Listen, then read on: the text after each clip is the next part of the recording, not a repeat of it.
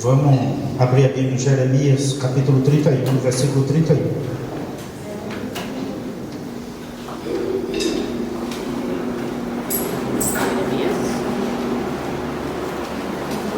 Jeremias, capítulo 31, versículo 31.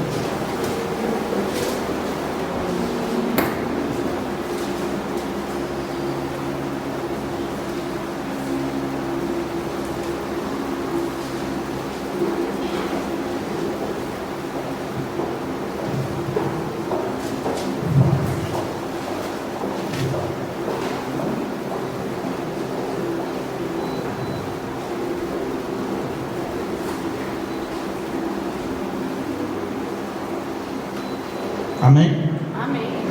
Diz assim: eis aí vem dias, diz o Senhor, em que firmarei nova aliança com a casa de Israel, com a casa de Judá, não conforme a aliança que fiz com seus pais, no dia em que os tomei pela mão, para os tirar da terra do Egito, porquanto eles anularam a minha aliança. Não obstante eu os haver desposado, diz o Senhor, porque esta é a aliança que firmarei com a casa de Israel depois daqueles dias, diz o Senhor. Na mente lhe imprimirei as minhas leis, também no coração lhe inscreverei, eu serei o seu Deus, e eles serão o meu povo. Não ensinará jamais cada um ao seu próximo, nem cada um ao seu irmão, dizendo: conhece ao Senhor, porque todos me conhecerão, desde o menor até o maior deles, diz o Senhor, pois perdoareis as suas iniquidades e os seus pecados jamais me lembrarei. Amém? Podemos sentar? Irmãos, aqui o profeta Jeremias, ele está falando uma profecia.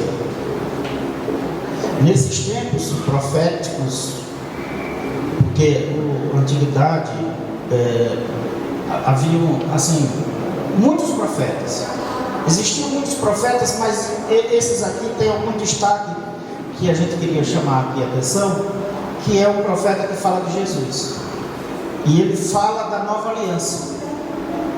E essa nova aliança que o profeta está dizendo lá, 200 anos antes do nascimento de Jesus, ela veio a acontecer. E ela veio a acontecer com o nascimento de Jesus. O ministério de Jesus, e principalmente com a morte dele. Existia uma aliança. Aliás, se você for olhar, teve aliança com Noé, teve a aliança com cada um daqueles antigos tiveram algum tipo de aliança.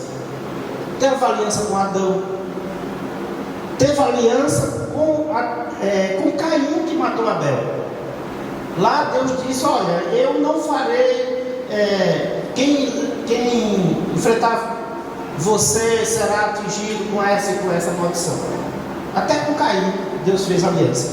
Mas nós consideramos duas alianças: aquela aliança com os antigos, aquela aliança com o povo de Israel, e a nova aliança.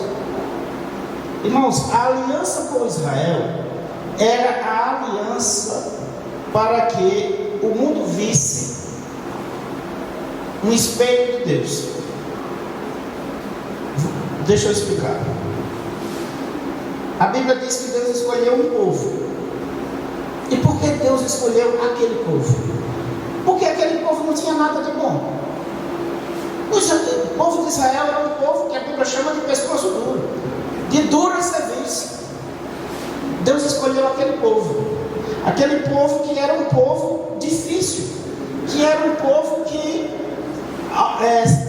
tinha acabado de sair da escravidão. Deus estava levando eles libertos e eles reclamando que estava liberto.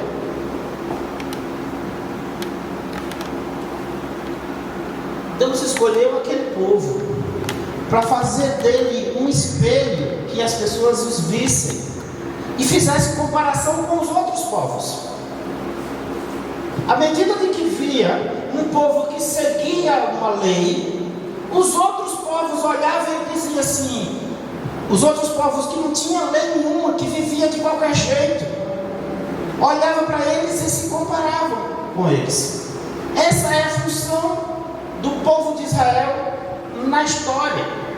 É qualquer povo. Os egípcios tinham vários tipos de deuses, adorava ratos e tal. Aí vinha o povo de Israel adorando somente a Deus. Aí eles se comparavam com o povo de Israel. Você tinha os povos antigos, de todos os tipos, cananeus, todos aqueles, tinham práticas, inclusive de sacrificar crianças, oferecer sacrifício de criança, assassinar criança em sacrifício. E todos olhavam para o povo de Israel e se comparavam com o povo de Israel. Então a função de ter um povo escolhido, irmãos, não é porque o povo era santo. A função de ter um povo escolhido era para que a humanidade visse a respeito daquele povo. Israel sempre foi um espelho, sempre foi um relógio, sempre foi alguém um lugar para se olhar. E mais do que isso, Israel não é nem um lugar. Israel é uma tribo, é uma comunidade, é um grupo de pessoas que hoje ainda está espalhado pelo mundo, apesar de existir o Estado de Israel, mas está espalhado pelo mundo. Mas que tem uma função de que é não para imitá-los. O objetivo não é imitá-los. O objetivo é olhar e ver a lei. E ao ver a lei, nós nos comparamos com a lei. E não é a lei que vai trazer a salvação. A lei, ela serve como um espelho. Na medida em que a gente olha no espelho e que tem algo de errado, por exemplo, você tem um corte, você faz a barba, tem um corte. Aí você olha no espelho, você vê aquilo ali e você vai resolver o problema. A lei tem essa função de mostrar como você está errado, mostrar como eu estou errado. Mas isso não resolve o problema. Nós temos que dar o passo. Vemos e temos que dar o passo. Então a aliança com o povo de Israel era uma aliança nesse sentido: vocês vão fazer isso, vocês vão fazer isso, vocês vão fazer aquilo. E aí Moisés, no livro de Deuteronômio, Moisés repete toda a aliança. O livro de Deuteronômio, ele começa, o nome dele em hebraico é Devarim, que significa palavras ou coisas ao mesmo tempo. Estas coisas, estas palavras. E os livros do Pentateuco, eles começam, o nome dele é o nome da primeira palavra que inicia o livro. Então o Devarim seriam as palavras, as coisas que eles precisavam levar quando chegassem à terra prometida. Moisés repete a lei 4 vezes no livro de Deuteronômio. E diz: olha, vocês podem escolher esse lado ou podem escolher esse. Se escolher esse, você vai ter tais e tais e tais e tais bênçãos.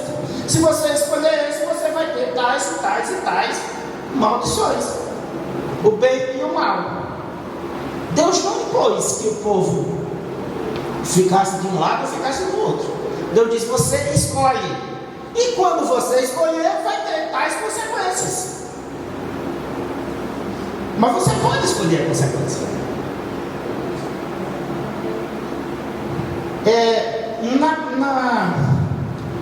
Na conversão de Paulo, ele estava cego, Jesus foi falar diretamente com ele, e ele caiu e ficou cego. Irmãos, Paulo poderia não se converter, não querer.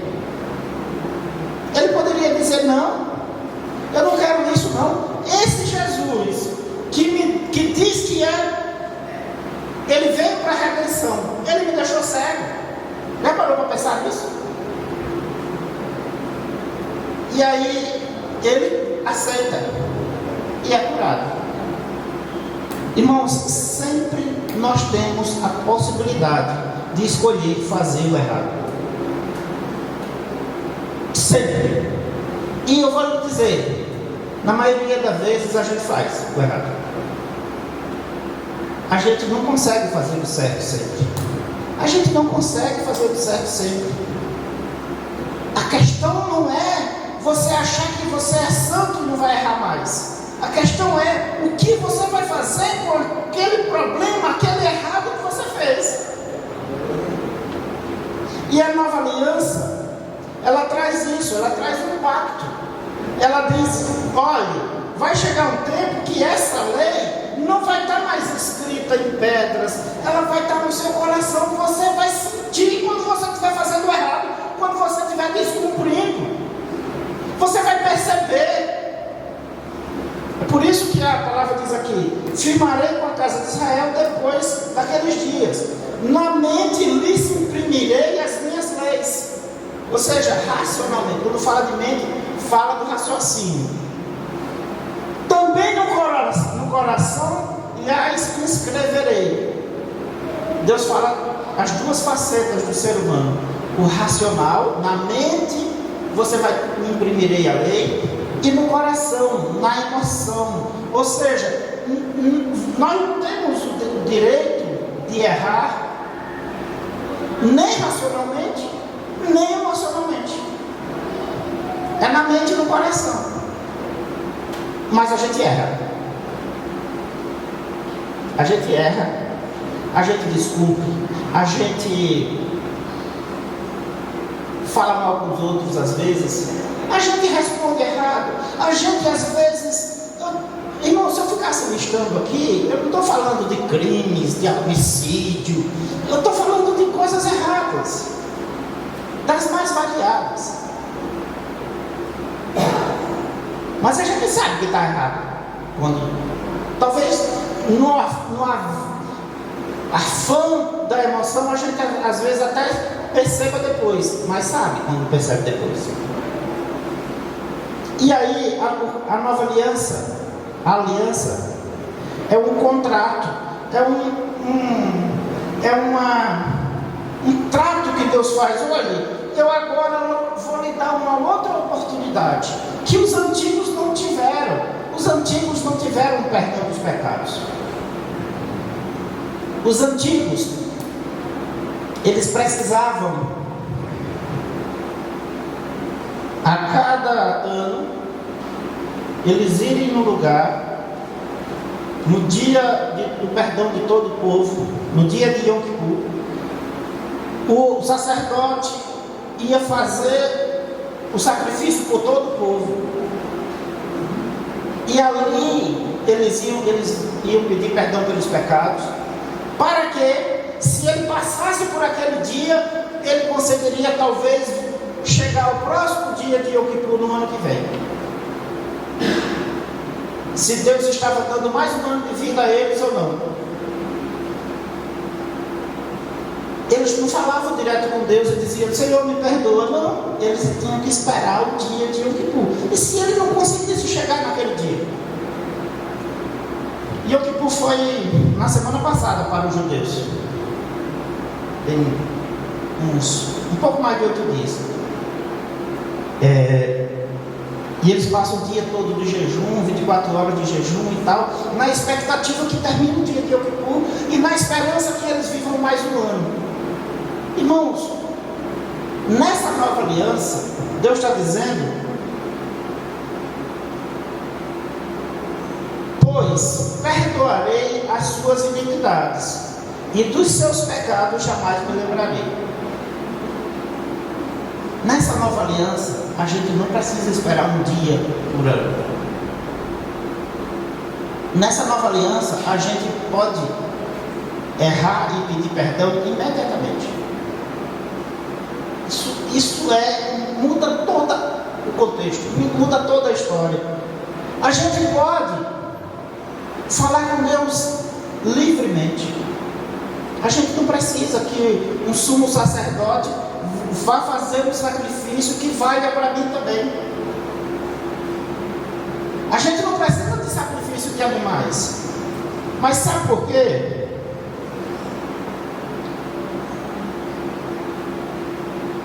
Porque Jesus foi o sacrifício. E ele foi o sacrifício completo.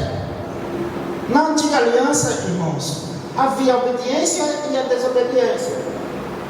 Se ouvirem se ouvirem a minha voz e atentamente cumprirem esses mandamentos, vem essa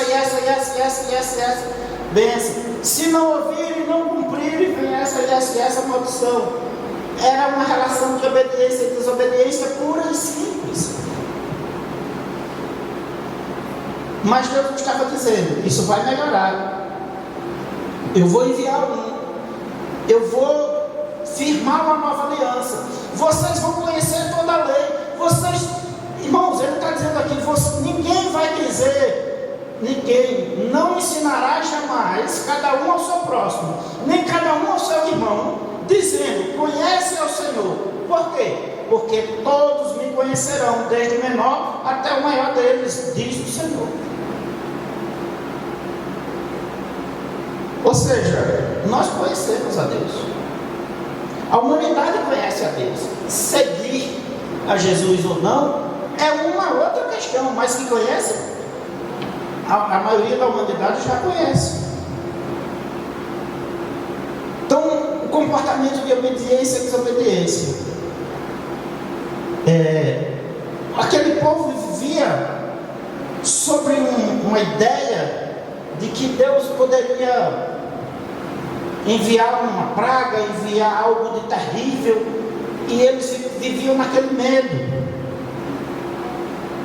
E por isso ele se garantia com sangue de animais, com orações, com pedidos de perdão que o sumo sacerdote fazia. Ele, como se eles estivessem administrando os pecados, porque os pecados nunca eram perdoados.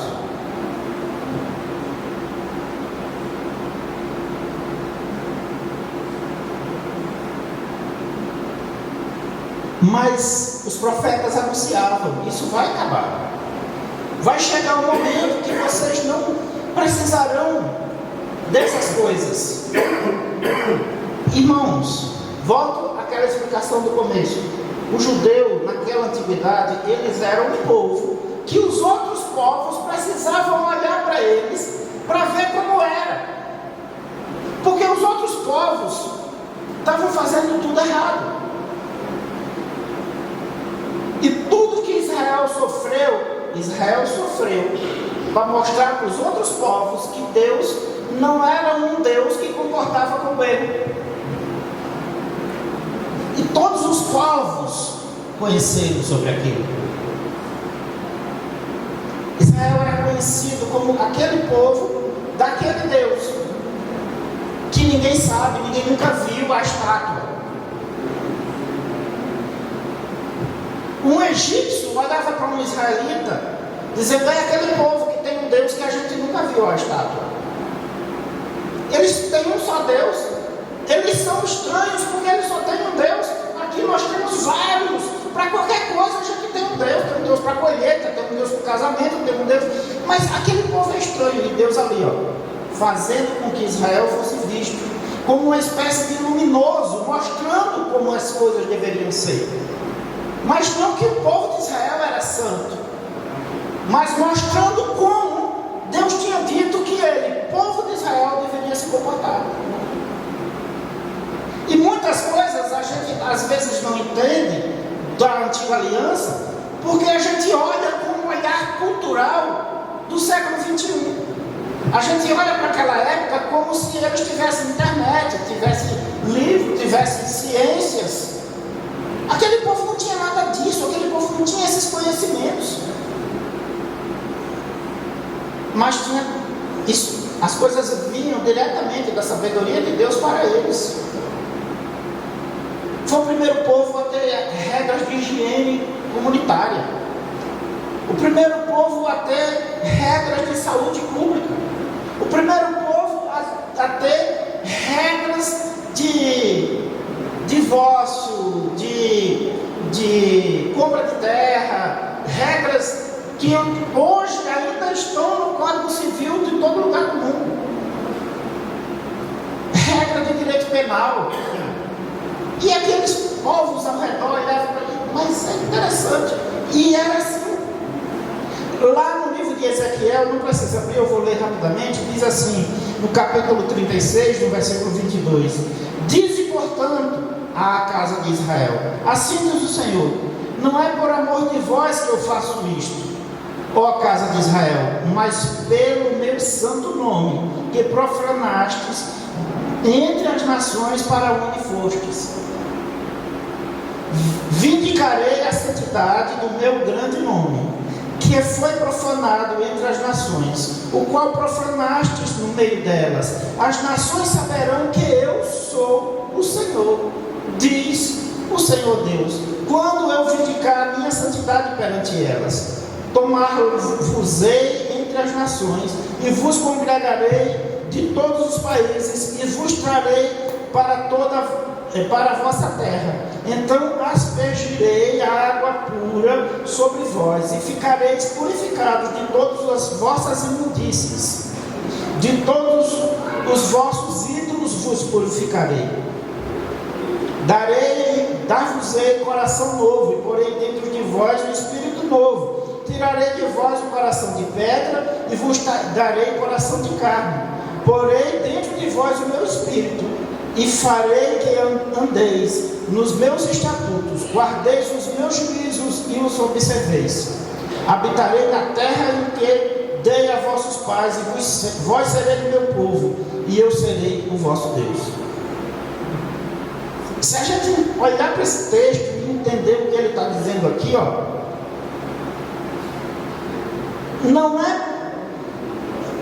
é por vocês, não é porque vocês são santos, é por causa do meu nome.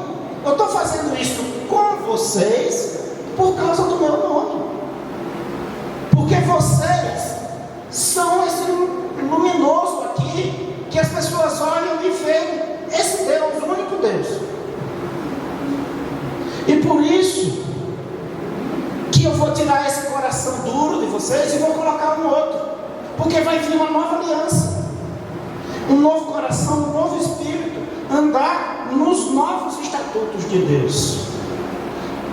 E a nova aliança foi dada. Lá no livro de João, no capítulo 1, diz assim: veio para o que era seu, e os seus não o receberam, mas a todos o quanto o receberam, deu-lhes o poder de ser feitos filhos de Deus, a saber, aos que creem no seu nome. Como havia dito a promessa, Jesus veio para os judeus, Jesus veio para aquele povo, e aquele povo não os recebeu, não recebeu Jesus. E aí, todo aquele que receber, é dado o poder de ser chamado filho. Receber a Jesus é mais do que simplesmente virar crente. Receber a Jesus é ser chamado filho de Deus. É essa a essência do que a gente chama de nova aliança. E lá em Hebreus, no capítulo 8, no versículo 6, diz: agora, com efeito, obteve Jesus mistério tanto mais excelente, quanto é ele também mediador de superior aliança, instituída com base em superiores promessas. O que é que isso aqui está dizendo? Às vezes a gente diz, mas na época da Bíblia, aquele povo, aquelas coisas eram grandiosas. A Bíblia está dizendo que a aliança que nós vivemos é superior, cara. Essa aliança é superior. Essa aliança é uma aliança que traz a possibilidade do perdão real e que traz a redenção. E Jesus, ele veio de uma maneira que ele foi o último sacrifício e abriu as portas da humanidade para a redenção, para perdão de pecados, para a salvação, para a restauração de tudo aquilo que estava destruído. E num dado momento da história, aquele povo judeu foi espalhado pelo mundo, mas antes do povo judeu ser espalhado pelo mundo, Jesus veio. Jesus fez o que ele fez nos 3 anos de ministério, e ali se criou o nascedouro da nova aliança. E aqueles discípulos começaram a propagar esse evangelho, dizendo: agora você pode ser perdoado, agora você pode ser curado, agora você pode falar diretamente com Deus. E aqueles discípulos começaram a propagar aquilo. As viagens de Paulo levou o evangelho para a Grécia, levou para Roma, levou para a Ásia, levou para a África.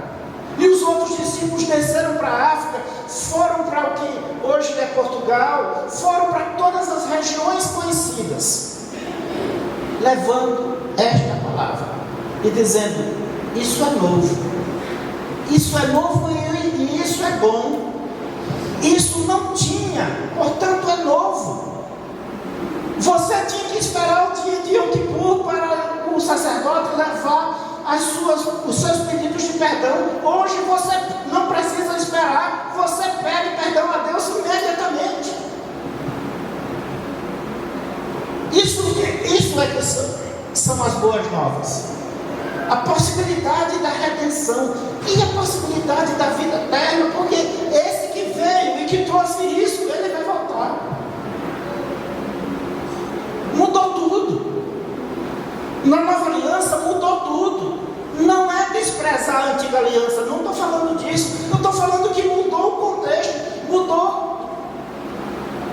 Deus já tinha prometido a nova aliança desde antes de que ele prometeu a antiga. Lá quando Adão pegou, ele disse que o filho da Eva, o descendente da Eva, iria pisar a cabeça da serpente. Ele já estava prometendo Jesus e não tinha dado a primeira aliança ainda. Estava nos planos de Deus desde antes essa nova aliança. Mas aquele povo precisou passar por isso. Irmãos, e ali, no dia, logo antes de ser morto, eu vou ler aqui em Lucas 22, capítulo 22, versículo 19. Antes de ser morto, Jesus, ele lembrou isso. Lá no dia da ceia, só um parênteses aqui, os judeus, eles fazem aquele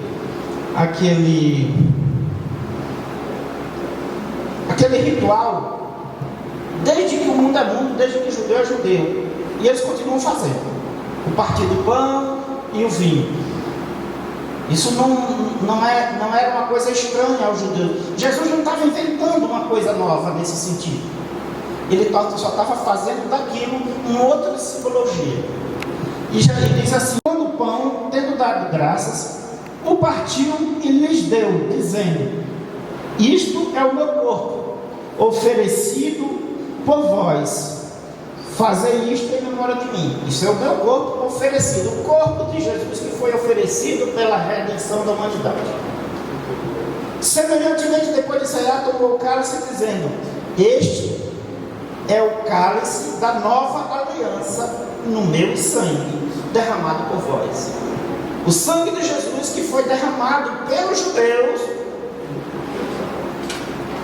encheu o cálice da nova aliança. Esse cálice espiritual, não é o cálice de beber, é um cálice espiritual. Aí ele diz assim: olha, comei desse pão e bebei desse cálice, para lembrar que vocês estão numa nova aliança a partir de agora.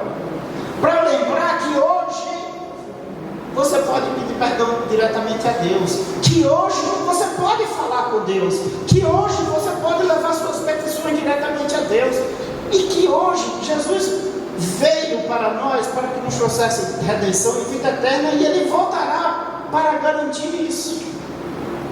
Ele foi, e ele diz que foi e deixou o outro Consolador, e esse outro Consolador é o Espírito Santo, e o Espírito Santo está no meio de nós como um fiador que deixa um penhor. Hoje em dia ninguém faz isso, mas antes as pessoas iam na caixa e deixavam um ouro e pegavam um empréstimo, e a caixa ficava com o ouro. Se você não voltasse para pagar o empréstimo, você perdia o ouro. O penhor é isso: você deixa algo muito caro e você pega tipo assim 30, 40% do valor que aquilo vale, e você depois vai lá e devolve. O penhor que Jesus vai voltar é o próprio Espírito Santo, está vivendo e habitando no meio de nós. Porque ele é o próprio Deus. E a gente não pode pagar por isso. É a prova de que ele vai voltar. E aí, irmãos, a ceia, aquele momento final da ceia, não é um momento que a gente tem que observar apenas como um momento de comida. Lá o apóstolo Paulo, ele faz uma interpretação sobre a ceia, e aí, no momento da ceia, geralmente o pastor lê. Mas não estou falando disso exatamente. Eu estou falando das novas promessas, de uma aliança superior. Em João 5,24, ele dá a essência dessa nova aliança. Diz: em verdade vos digo, quem ouve a minha palavra e crê naquele que me enviou, tem a vida eterna. Não entra em juízo, mas já passou da morte para a vida. Aqui não é recebereis uma bênção do seu gado, recebereis, vai sair para a guerra, mas voltará. Não, aqui ele diz que tem a vida eterna. A promessa é muito superior do que gado, do que guerra. A promessa é vida eterna.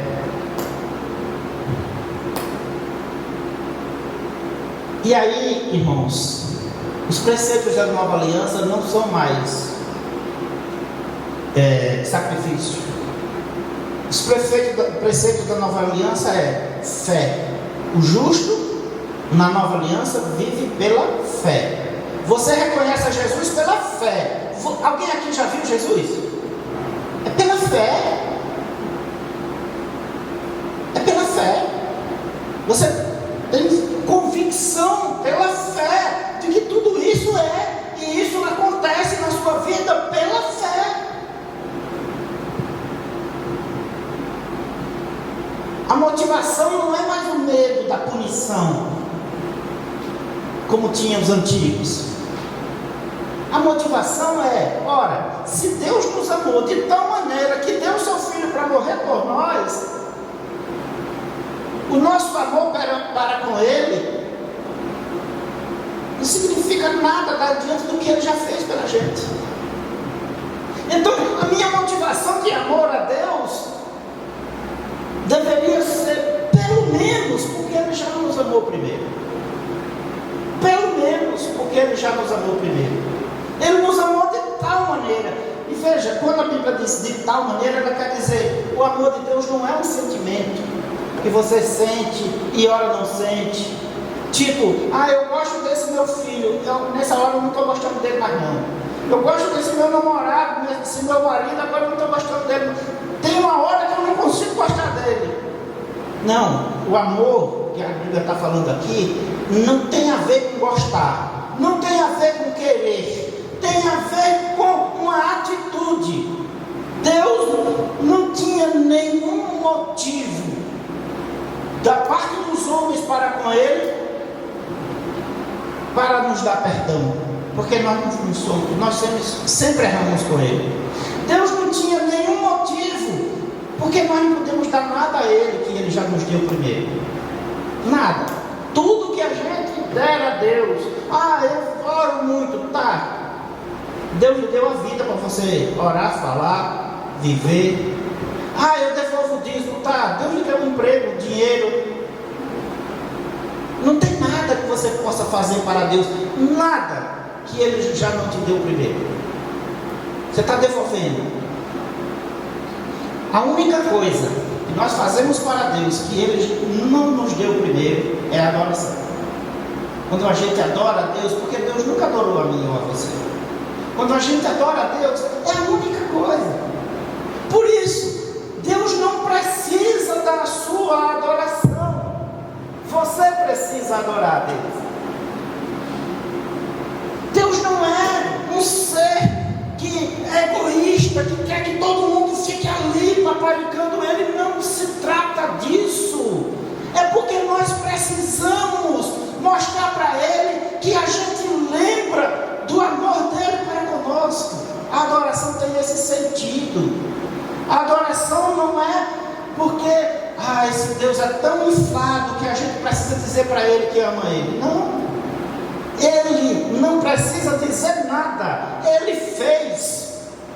Ele nos amou de uma tal maneira que deu seu Filho. O amor de Deus é um amor de atitude. E aí nos leva a pensar, qual é a atitude de amor a Deus que nós estamos fazendo? Nós estamos acostumados com o amor romântico, com o amor da novela, com o amor daquela coisa do sentimento.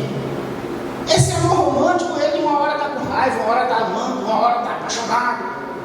O amor do tipo de Deus é um amor que, independentemente daquilo que a gente faça da nossa vida, Ele continua amando a gente. Independentemente daquilo que a gente dê, ou não dê, ou se ofereça, ou não ofereça para Ele, Ele continua amando a gente. É o amor do tipo atitude.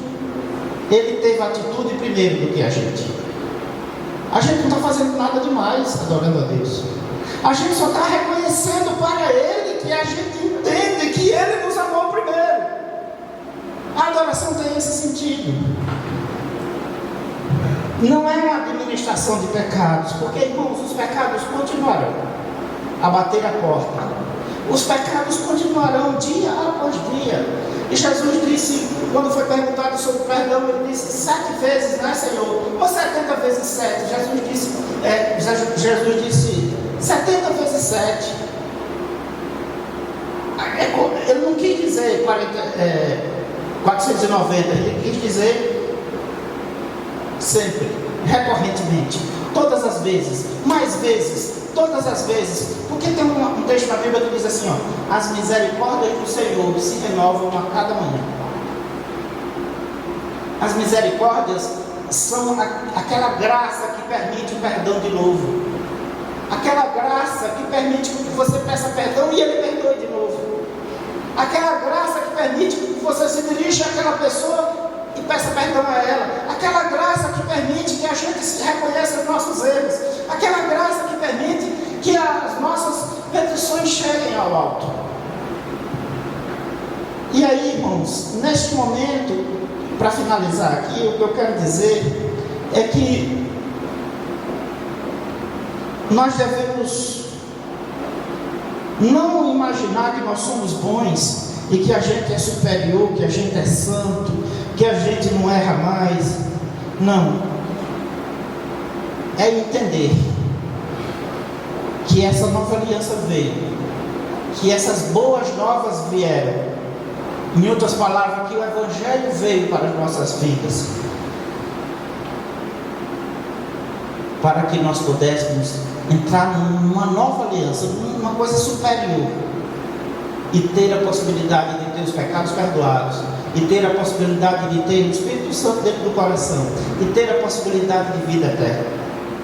É isso que resume todo o Evangelho. E Jesus cumpriu aquela promessa. Deus cumpriu a promessa que Ele fez para a serpente e para Eva.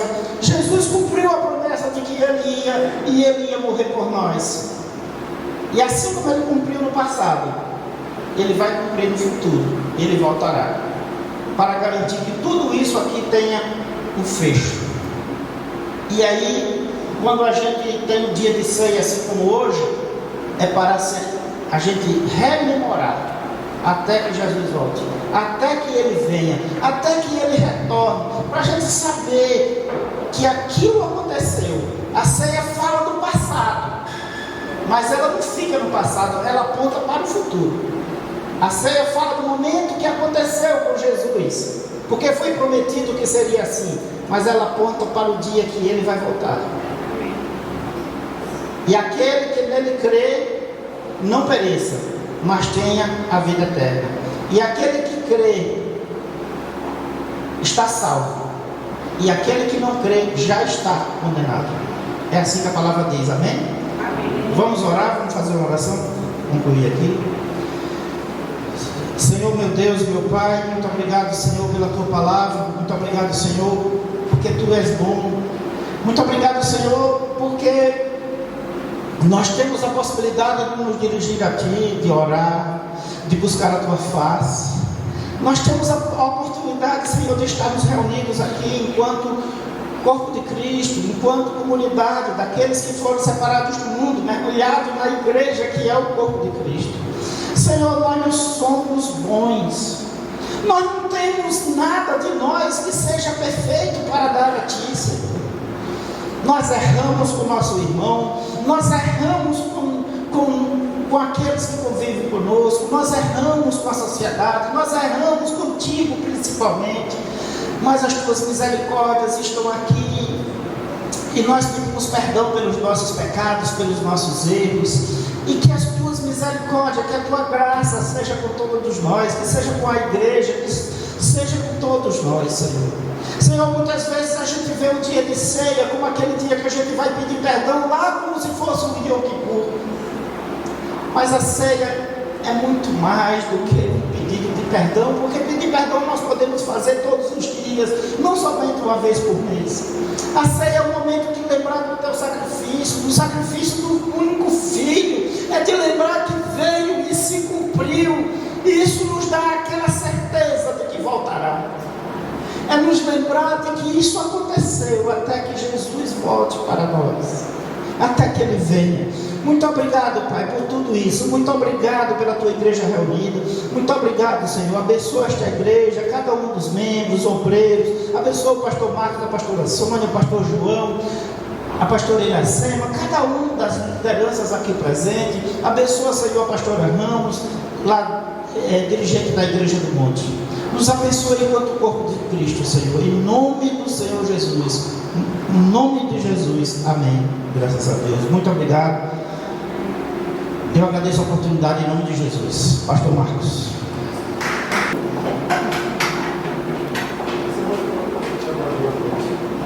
Amém.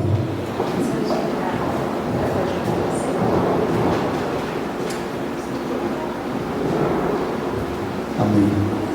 Quero cumprimentar os irmãos com a graça e a paz do nosso Senhor. Amém. Os irmãos podem se sentar um momentinho, já vamos entrar na Santa Ceia. Amém. Nossa palavra de reflexão. Amém. Quando o nosso irmão presbítero falando sobre a ceia do Senhor, quando nós trazemos essa meditação que está em Coríntios, ali quando Jesus, ali Paulo, novamente passando ali o que o Senhor revelou para ele. Nós vemos assim, irmãos, que hoje, mesmo Paulo trazendo esse ensinamento, parece que nos dias atuais a coisa retrocedeu, porque o que nós vemos é a pessoa sai da congregação, sai da igreja para dizer que é igreja. É a mesma coisa, até algo assim parecido, que é a mesma coisa da pessoa é casada, ela sai do casamento para dizer que é esposo, que é esposa. Seria a mesma coisa. A pessoa deixa a congregação, deixa de congregar, deixa de seguir uma ordenança do Senhor para dizer que está seguindo, é contraditório. É a mesma coisa, não. Eu vou separar porque você é um excelente esposo. Eu quero continuar sendo esposo. Congregar, nós temos vivido uma geração doente. Hoje era para estar aqui abarrotado de pessoas, hoje de Santa Ceia. Mas ali é da consciência de cada um.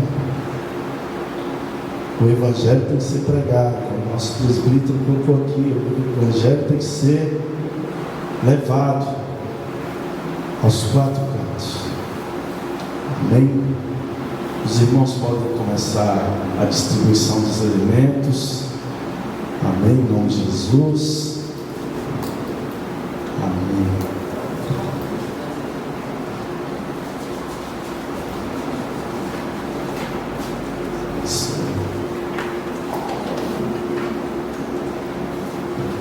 Você que é batizado, você que está em comunhão com o Senhor, você nessa noite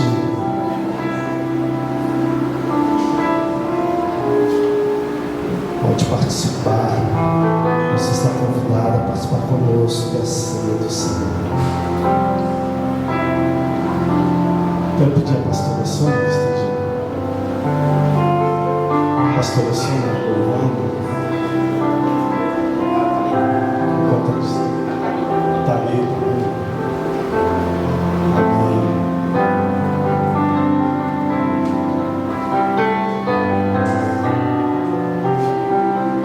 Tu seja o poder.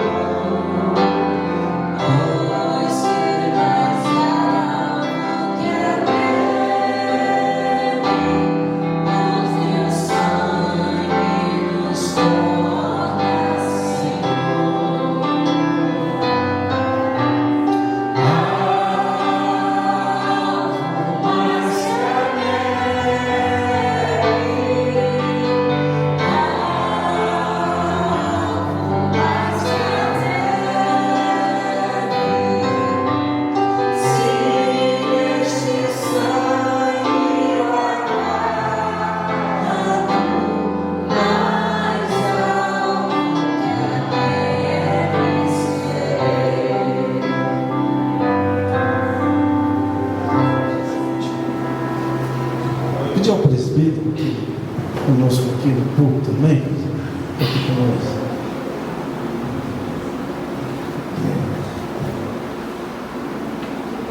Amém. Todos receberam, amém? A palavra diz assim: porque comendo cada um, toma antecipadamente a sua própria ceia, e assim um tem fome e outro embriaga-se. Essa palavra não estou te falando, né? Cada um está comendo sua ceia em casa. Não tendes porventura casa para comer e para beber, ou desprezais a igreja de Deus, e envergonhais os que nada têm? Que vos direi, louvar-vos-ei? Nisso não vos louvo. Meditando sobre isso, parece que a igreja voltou ao século I.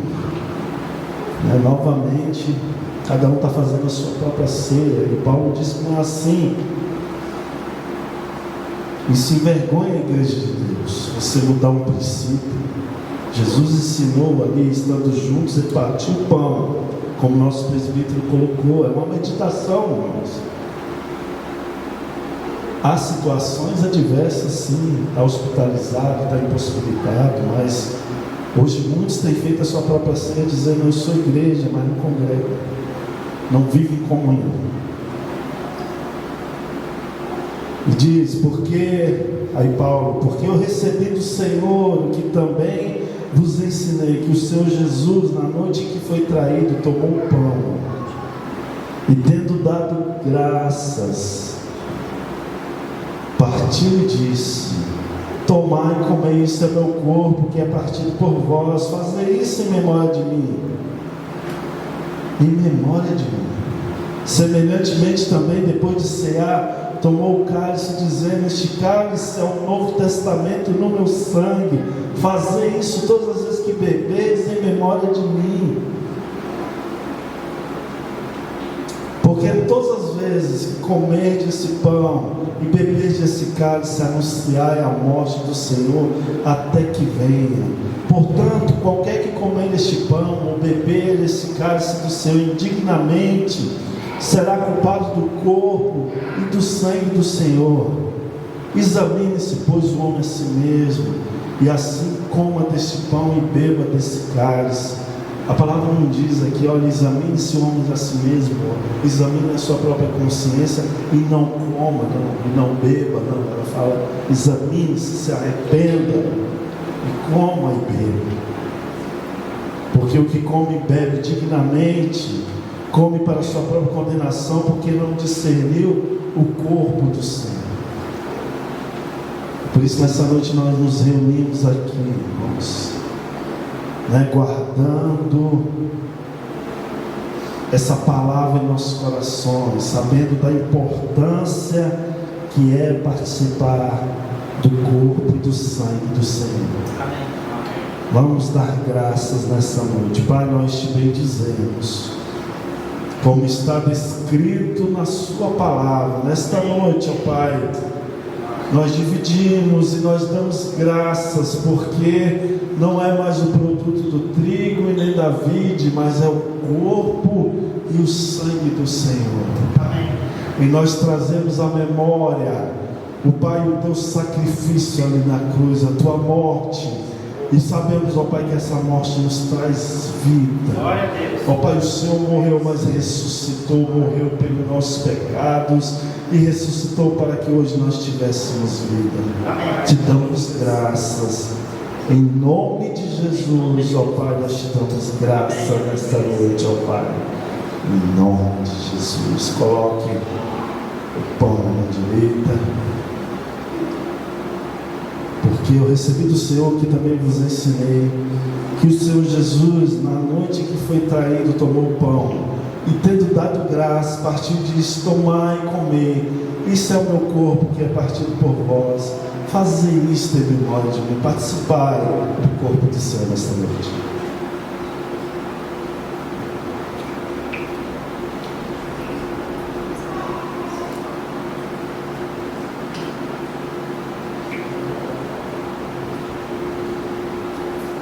Colocar isso na mão direita. Semelhantemente também, depois de cear, tomou o cálice, dizendo: este cálice é o novo testamento no meu sangue. Fazei isso todas as vezes que beberdes em memória de mim. Participai do sangue do Senhor, esse que te lava de todo o pecado.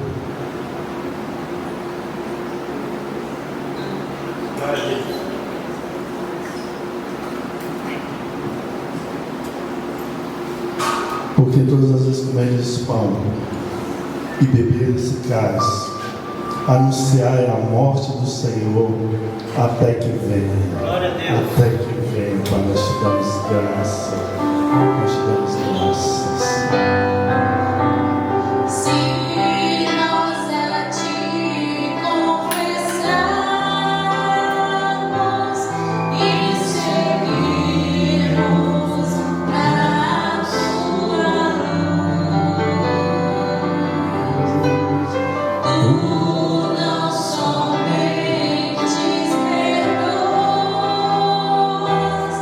Oh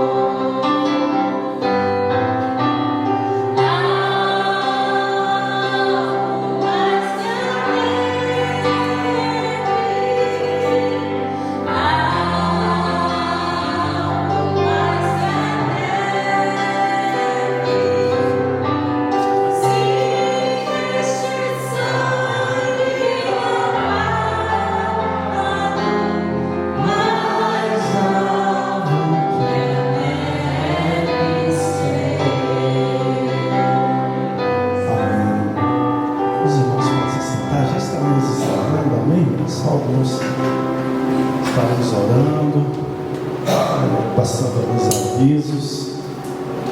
Amém? Irmãos, eu quero só, ao final nós vamos estar orando pela nossa irmã Jaqueline, amém, que está em viagem, está em viagem agora, né? Nossa irmã Jaqueline está sempre aqui com a gente, ali de Cuiabá. Estaremos orando por ela daqui a pouco, pela viagem, pelos seus pais.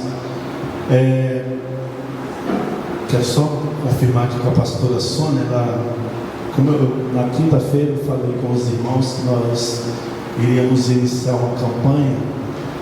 Confirmou a data? Dia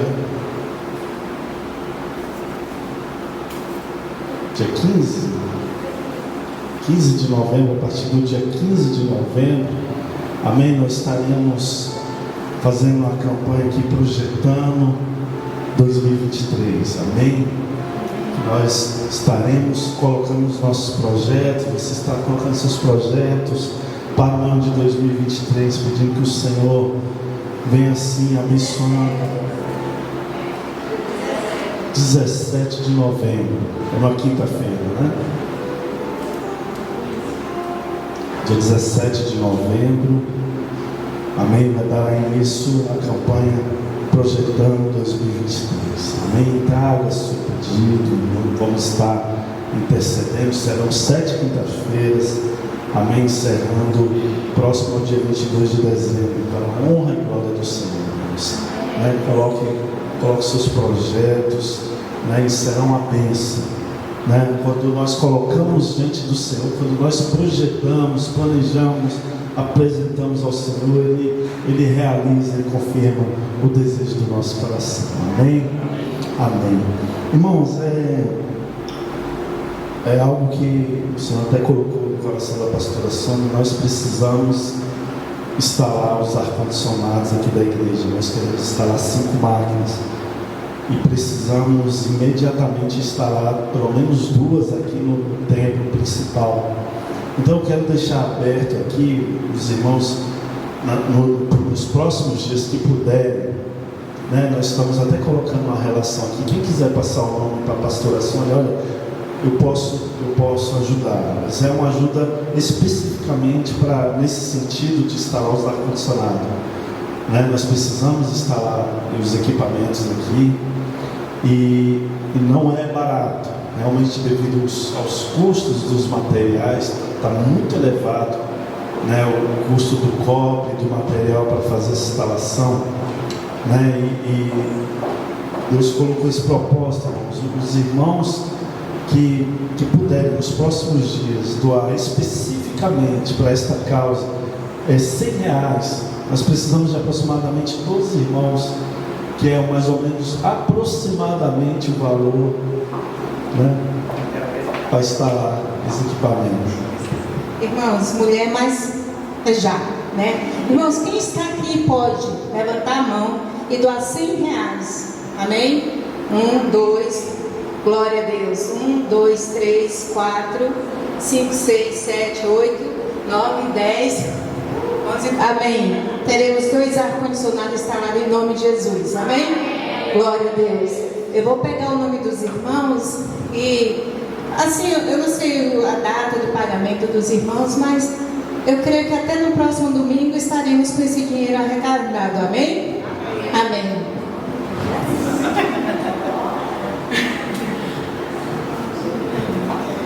Próximo. É que ele chegou agora da França, né? Pode ser que seja Aí tem que ser 5 vezes mais. Só os médicos que você acha já. Pode ser 100 anos, né? 100 anos eu quinta-feira tá. Amém. Amém. Amém. Não fique fazendo isso aí, Amém. Então, eu vou então colocar até o meu Pix. Isso, não todos os dois estão na caixa, tanto o CPF quanto o celular. Os irmãos que quiserem nos ajudar, pode ser pelo Pix 981465627, no celular. Ou então Também pelo meu CPF 611 019 611 019 82187. Amém? Especificamente para essas ajudas. Amém? Vamos fazer essa última oração. Apresente o seu lar. Amém? Apresenta as suas causas. Coloque diante do Senhor. Amém? Nós vamos apresentar também a nossa irmã Jaqueline, que está viajando, seus pais, no nome de Jesus. Pai, nós te damos graças nesta noite, ó Pai. Nós te damos graças porque aqui, ó Pai, nos encontramos, ó Pai, porque, ó Pai, nós temos contemplado sim a Tua graça, a Tua misericórdia. Pai, vem assim, Pai, tomando cada uma das causas dos Teus servos nesta noite. Vem assim, ó Pai, conduzindo, ó Pai, os nossos passos, ó Deus. Vem assim abençoando a Tua igreja. Abençoa o Teu povo. Visita a nossa irmã Jaqueline e seus pais. Pai, vem assim, ó Pai, conduzindo os Teus filhos, guardando, livrando de todo mal. Visita-lhe a saúde da parentela da Tua serva, Pai. Abençoa, realiza os sonhos, Pai, do coração da Tua serva. A cada um dos Teus filhos nessa noite, ó Pai, que tem colocado uma causa diante do Senhor, ó Pai, abençoa, Deus. Abençoa cada obreiro desta congregação, cada membro, Pai. Cada um, ó Pai, que tem cooperado, ó Pai, com esta obra. Vem abençoando os Teus filhos, ó Pai, com toda sorte de bênção.